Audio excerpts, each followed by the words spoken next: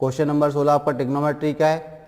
यहाँ लिखा है 4 ब्रैकेट में 1 माइनस सेक ए का whole square plus 1 plus sec A का whole square upon 1 plus sec square A is, इसकी वैल्यू बतानी है कि क्या होगा, इसका मान क्या होगा। तो देखिए यहाँ पर क्वेश्चन आपको दिया है 4 ब्रैकेट के अंदर 1 माइनस सेक ए का whole square plus 1 plus sec A का होल स्क्वायर, ये आपको वैल्यू दी है और इस पूरे के अपॉन में कितना लिखा है, तो आप कहिए सर 1 प्लस सेक स्क्वायर ए, ये आपका अपॉन में लिखा हुआ है। इस टाइप के क्वेश्चन को जब भी आपको बेटा सॉल्व करना हो ना, तो एक फॉर्मूला दिमाग में रख लीजिए, तो आसानी से आप इसका आंसर दे सकते हैं। जैसे अगर हम आपसे बोलें कि a माइनस बी का whole square plus a plus B का होल स्क्वायर क्या होता है, तो आप कहेंगे सर ये हो जाएगा आपका a square plus B square minus 2ab, तो ये आपका हो जाएगा a स्क्वायर, बना के देख लीजिए, plus B square plus minus का 2ab, माइनस वाला है तो ये किस में आ जाएगा, माइनस का 2ab। यहाँ से देखना है जो कंक्लूजन निकलेगा उसी कंक्लूजन पर बेस्ड आप इस क्वेश्चन को करेंगे। और दूसरा आपका प्लस लगा हुआ है तो ये a square plus B square और प्लस का 2ab। अब देखिए 2ab से 2ab कैंसिल, और यहाँ पर a स्क्वायर 2 बार हो जाएगा, b स्क्वायर 2 बार 2 कॉमन ले लीजिए, तो a square plus B square. यानी कि जब भी आपके पास इस प्रकार का टर्म आता है कि जहाँ 1 माइनस ए का होल स्क्वायर यानी कि a माइनस बी का होल स्क्वायर और प्लस में a प्लस बी का होल स्क्वायर के फॉर्म में है, तो ये क्या हो जाएगा आपका डायरेक्ट, ये हो जाएगा 2 ब्रैकेट में a square minus B square. यानी कि इस पूरे का जो कंक्लूजन निकलेगा वो 4 ब्रैकेट में आपका निकलेगा 1 यानी कि 2 ब्रैकेट में 1 यानी कि a square minus B square यानी कि सेक स्क्वायर a, ठीक है। और इस पूरे के अपॉन में क्या है, तो आप कहेंगे sir 1 plus sec square a। अब आप बताइए ऊपर वाला जो टर्म है 1 स्क्वायर माइनस सेक स्क्वायर, ये सेम है क्योंकि 1 का स्क्वायर तो कुछ भी रहे 1 ही आता है, और 2 4 जा कितना हो जाएगा 8। तो इस प्रकार इस क्वेश्चन का आंसर कितना आ जाएगा 8। किस ऑप्शन में दिया है, तो ऑप्शन बी में दिया हुआ है, तो ऑप्शन बी क्या हो गया बेटा, आपका आंसर हो गया। देखिए समझिए इस चीज़ को कि a माइनस बी का होल स्क्वायर इक्वल टू क्या होता है, a माइनस बी का whole square plus a plus B का होल स्क्वायर इक्वल टू क्या होता है, तो आप कहेंगे sir 2a square plus B square होता है, 2a square plus B square होता है। तो बस आप देखिए यहाँ पर ये आपको दिया a माइनस बी, ठीक है, ये आपको a माइनस बी दिया और ये आपको दिया a प्लस बी, तो ये होल स्क्वायर है इन दोनों पर, इस पर भी होल स्क्वायर है और बीच में प्लस लगा हुआ है, तो इस रिजल्ट क्या देगा आपको, ये देगा 2a square plus B square का रिजल्ट देगा। अब a की वैल्यू 1 है और b की वैल्यू यहाँ पर सेक a है, तो जब ये वैल्यूज हमने रखी तो आपको क्या मिल गया यहाँ से 2 1 का square minus sec square a। अब 1 का स्क्वायर तो 1 ही होता है, तो ये 1 माइनस सेक स्क्वायर a है और नीचे कितना था, अच्छा नीचे तो 1 प्लस सेक स्क्वायर a था, ये प्लस में आता है, ये प्लस में आता है, हमने माइनस लिख दिया, ये थोड़ा सा ध्यान रखना बेटा, प्लस में आता है, 1 a square plus B square होता है, ठीक है। तो ये 1 प्लस सेक स्क्वायर है, 1 प्लस सेक स्क्वायर से कैंसिल हो गया, तो आपका यहाँ 2 बचा, 2 4 8 हो गया, ठीक है। चलिए आगे बढ़ते हैं, क्वेश्चन नंबर 17 देख लीजिए। क्वेश्चन नंबर 17 आपसे कह रहा है the inner and outer radii of a circular track are respectively 29 metre and 23 metre. The cost of levelling the track at 7 per square metre is. बोल रहे हैं एक वृत्ताकार ट्रैक है कि आंतरिक और बाह्य त्रिज्या क्रमशः 29 मीटर और 23 मीटर है। आंतरिक और बाह्य त्रिज्या उल्टा लिखा है बेटा, बाह्य त्रिज्या 29 होनी चाहिए और आंतरिक कितनी होनी चाहिए, 23 होनी चाहिए। इनर आपकी होनी चाहिए 23 और आउटर कितनी 29, ठीक है। तो इसको रिवर्स कर लेना, प्रति वर्ग मीटर है, प्रति वर्ग मीटर 7 रुपये की दर से ट्रैक को समतल कराने की लागत क्या होगी आपको बताना है। तो देखिए सबसे पहले तो ये समझ लें, ट्रैक मतलब जो रनिंग के लिए हम दौड़ने जाते हैं, तो एक वृत्ताकार क्या है ट्रैक है, ठीक है। अब इसकी आंतरिक त्रिज्या की अगर बात करें तो वो कितनी है 23 है, और बाह्य त्रिज्या की अगर बात करें तो वो कितनी है 29। मतलब ये O से लेकर ये वाली डिस्टेंस को अगर हम नाम देते हैं, ये OA है और ये ओ बी है। तो आंतरिक त्रिज्या को स्मॉल r1 मान लीजिए, बाह्य त्रिज्या को स्मॉल r2 मान लीजिए। तो स्मॉल r1 की वैल्यू आपके पास 23 है और स्मॉल r2 की वैल्यू आपके पास कितनी है, 29 है। अब ये जो ट्रैक है जिस पर लोग बाग दौड़ते हैं, रनिंग करते हैं, इस जो ट्रैक की बात करें, इस पर क्या करना है, इसको समतल कराना है। मतलब ये ऊबड़ खाबड़ होगा, ऊपर नीचे होगी इसकी मिट्टी, तो इसको समतल कराना है। और समतल कराने का जो खर्चा आता है वो 7 रुपये प्रति वर्ग मीटर आता है। मतलब क्षेत्रफल को समतल कराएंगे आप, एरिया को। तो अब जब एरिया को आप समतल कराएंगे तो 1 वर्ग मीटर का जो खर्चा आता है वो 7 रुपये के बराबर आता है।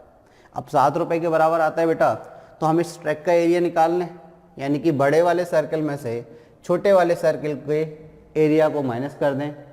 ठीक है, तो इससे क्या निकल आएगा, हमारे ट्रैक का क्षेत्रफल निकल आएगा। और जब बड़े छोटे जो ट्रैक का क्षेत्रफल आ जाएगा उसको 7 से मल्टीप्लाई कर देना, आंसर हो जाएगा। तो आपने देखिए बड़े वाले ट्रैक की जो रेडियस मानी वो कितनी मानी, r2। तो बड़े वाले ट्रैक का क्षेत्रफल हो जाएगा पाई r2 का स्क्वायर। इसमें से क्या माइनस कर दीजिए, पाई r1 का स्क्वायर। तो ये क्या आ जाएगा, आपका ट्रैक का क्षेत्रफल। ये क्या हो जाएगा बेटा, ये आपका ट्रैक का क्षेत्रफल हो जाएगा, एरिया हो जाएगा। ठीक, और इसको किससे मल्टीप्लाई कर दीजिए, तो आप कहेंगे सर इसको 7 से मल्टीप्लाई कर दीजिए।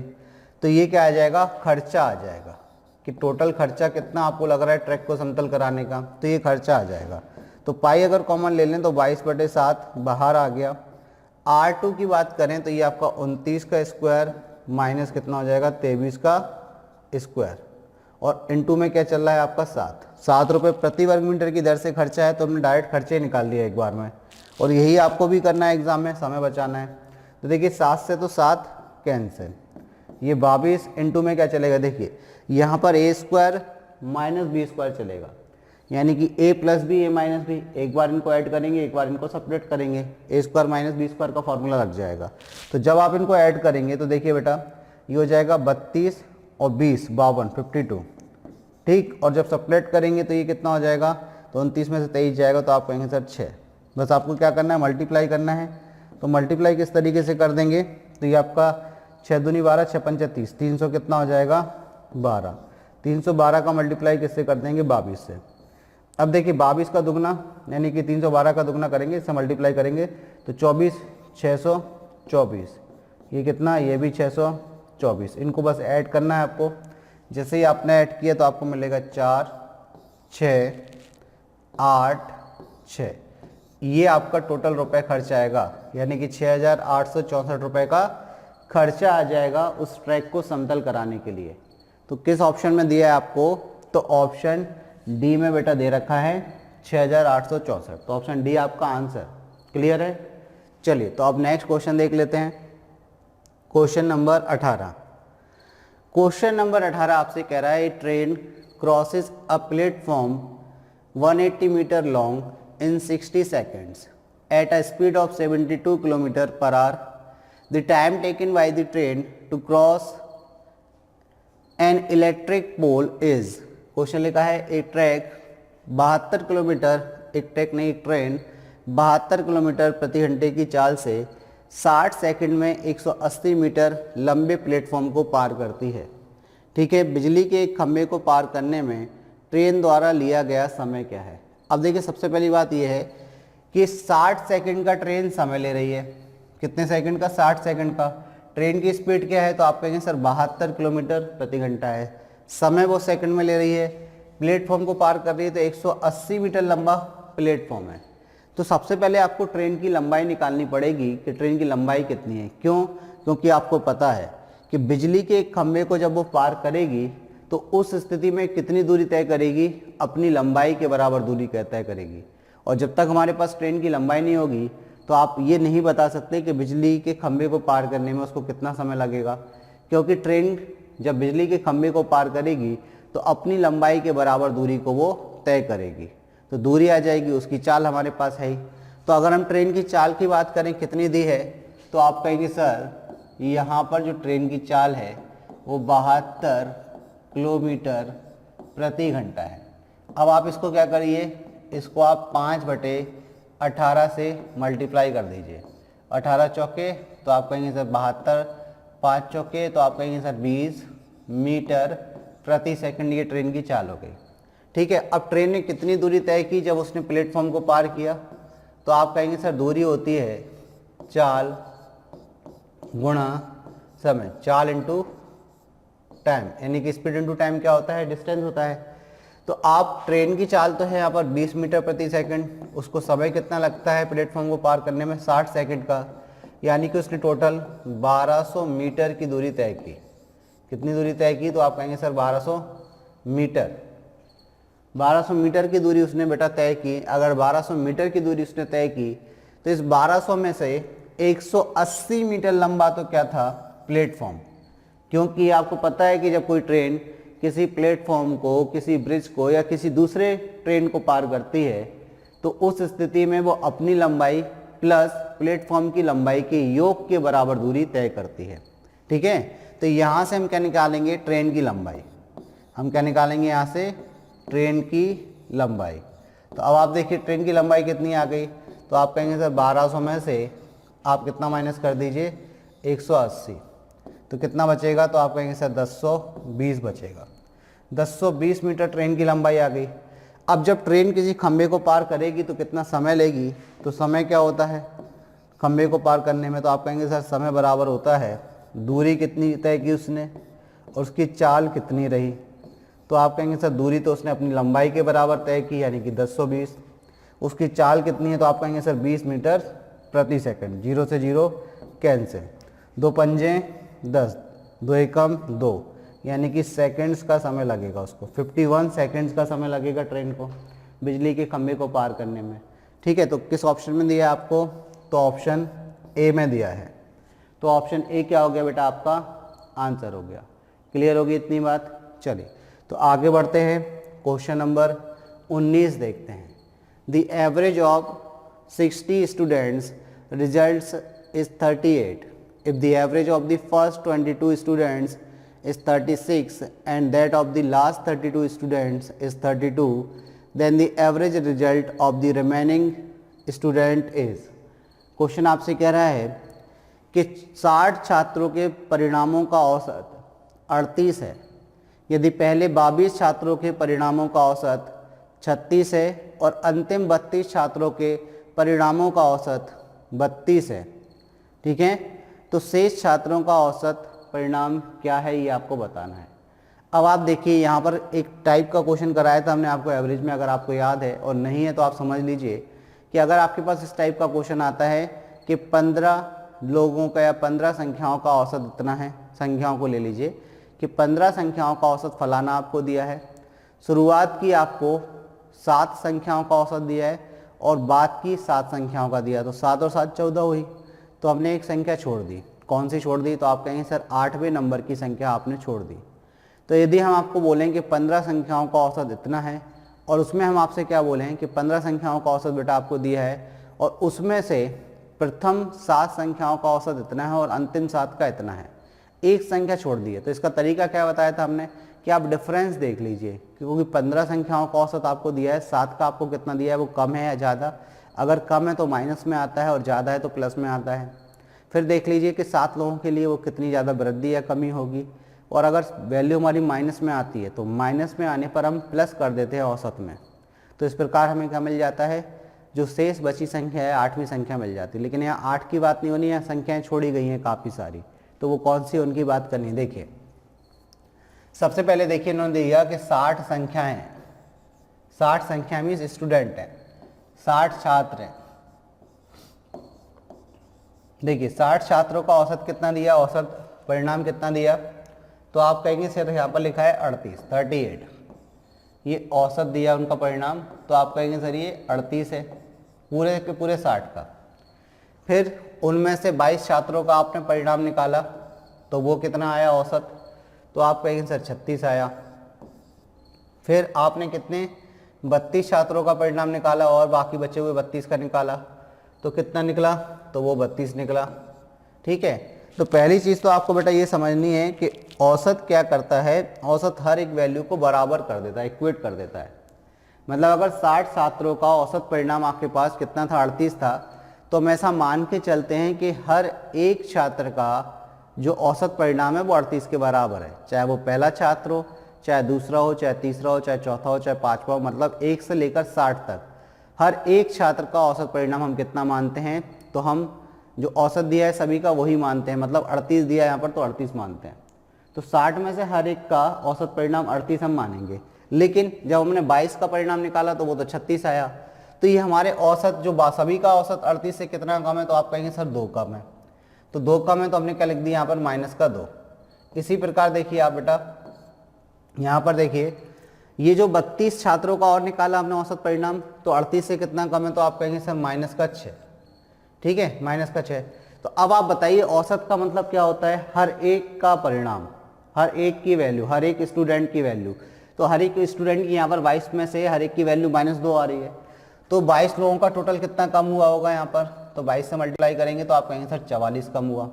इसी प्रकार यहाँ पर 32 से मल्टीप्लाई करेंगे क्योंकि हर एक की वैल्यू में कितने की कमी है, 6 की कमी है, तो 32 में टोटल की कितने की कमी होगी, 32 लोगों के परिणाम में, तो आप कहेंगे जब 6 दूनी 12 की 2 हासिल में 1, 6 18 19, 192 की। अब ये माइनस माइनस तो प्लस कर दीजिए इनको, तो ये आपका 6 हो जाएगा, 9 4 13 की 3 हासिल में 1, 236 माइनस में आ रहा है, यानी कि टोटल 236 की कमी हो रही है।